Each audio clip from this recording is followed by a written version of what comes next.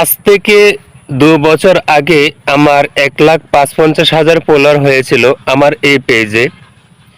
কিন্তু কোনো একটা কারণে একটা ছবি আপলোড করে দিছিলাম, যেটা হয়তো ফেসবুকের গাইডলাইনের বাইরে ছিল। আমি হয়তো এতটা জানতাম না, আসলে তখন এতটা অবুঝ ছিলাম, এ ব্যাপারে কোনো কিছু জানতাম না। যখন ছবিটা আমি আপলোড করে দেই, তখন দেখা গেছে আমার এই পেজে কিন্তু মনিটাইজ ছিল। তো ২ দিন পর এই ছবিটা প্রচুর পরিমাণ ভাইরাল হয়ে যায়। প্রায় ২০০ মতো লাইক কমেন্ট পড়ে যায় আর কি। যখন এটাতে ২০০ লাইক পড়ে গেছে, রেট পড়ে গেছে, তখন এই ছবিটা হঠাৎ করে আমি আর খুঁজে পাচ্ছি না। যখন আমি পাচ্ছি না, তখন মানে ছবিটাকে একটু খোঁজা দরকার পড়লো, যে ছবিটা এত পরিমাণ ভাইরাল হয়েছে, এই ছবিটা দেখি এখন কতগুলো রেট পড়ছে। এটার জন্য মূলত ছবিটা আবার খুঁজতে শুরু করলাম। তখন দেখি যে আমার আইডিতে আর ওই ছবিটা খুঁজে পাচ্ছি না। এক পর্যায়ে যখন ছবিটা আমি পাচ্ছি না, তখন আমি মানে একটু অন্যরকম হয়ে গেছে, যে ছবিটা আসলে কোথায় গেল। ছবিটা আমি আপলোড করলাম, ছবিটা এত রেট পড়ছে, এত পরিমাণ ভাইরাল হয়েছে, তখন এই ছবিটা মানে না পায়া বা একটু চিন্তায় পড়ে গেছে আর কি। তখনও আসলে বুঝতে পারি না যে আসলে কি হয়েছে। এর একদিন পর মানে এদিন আমি সারাদিন শুধু ঢুকি বের হই ফেসবুকে, মানে বারবার ঢুকতেছি বের হইতেছি, কোনোভাবেই আর পাইতেছি না। রিকমেন্ডেশন আমি প্রতিদিন অবশ্য চেক করতাম না, আমি ৪ দিন ৫ দিন অথবা ৭ দিন ১৫ দিন পরেও চেক করতাম, কারণ আমি জানতাম যে আমার ফেসবুকে এমন কিছু আপলোড করি না যাতে করে আমার রিকমেন্ডেশন হারিয়ে যায়। তো আমি ৪-৫ দিন পর আমি রিকমেন্ডেশনে ঢুকছি, তখন দেখি যে ওই যে ছবিটা সার্চ ছিলাম, যে ছবিটার কারণে আমার এই ২ বছর আমার সাসপেন্ড করে দিয়েছিল ফেসবুক, ওই ছবিটা দেখি যে ওখানে ইস্যু রয়ে গেছে। তো ওটার কারণে মূলত আমার এই ২ বছর এই ফেজের থেকে আমি মানে কাজ করাই বাদ দিয়ে দিয়েছিলাম। ২ বছর পর আমাকে আবার রিটার্ন করা হয়েছে।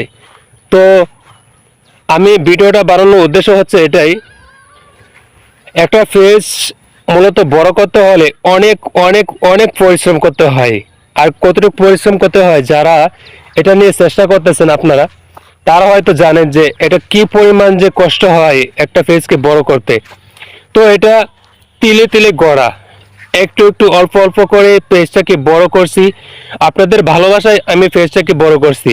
আমার হয়তো তেমন কোনো আর্নিং ছিল না, হয়তো বা আমি মনিটাইজ পাইছিলাম অ্যাড অন রিলসের আর ইনস্টিমেটের মনিটাইজ পাইছিলাম। এখন তো কন্টেন্ট মনিটাইজেশন, তো ওখান থেকে আমার সব আর্নিং টার্নিং সব কিছু বন্ধ হয়ে গেছিল।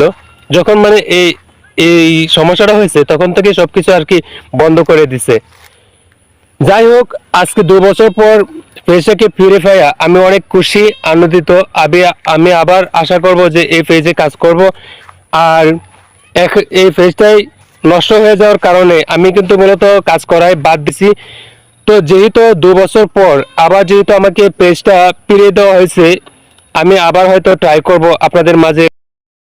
তো আমি এটাই বলতে চাই, আপনারা আগে যে পরিমাণ আমাকে ভালোবাসা দিয়েছেন, আমি খুব অল্প কষ্টে হয়তো বা অনেক ফলোয়ার অর্জন করছি, আপনাদের ভালোবাসা মন জয় করছি। যেভাবে আপনারা সাপোর্ট করছিলেন, ভালোবাসা দিয়েছিলেন, তখন হয়তো বা আমি বিশেষভাবে কোনো ভিডিও আপলোড করতে পারতাম না, হয়তো ফোকাস করে বা এই কোয়ালিটিফুল করে আমি কোনো ভিডিও তৈরি করতে পারতাম না। যতটুকু পারতাম ততটুকুই করতাম।